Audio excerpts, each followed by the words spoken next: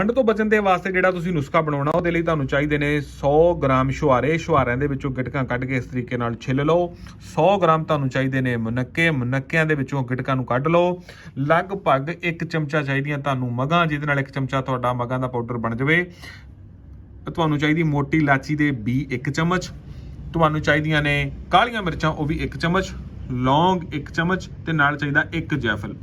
2 ਚਮਚਿਆਂ ਦੇ ਕਰੀਬ ਤੁਹਾਨੂੰ ਚਾਹੀਦੀ ਹੈ ਜੀ ਸੁੰਡ ਅਤੇ ਮਿਸ਼ਰੀ ਲਗਭਗ 2 ਚਮਚਿਆਂ ਦੇ।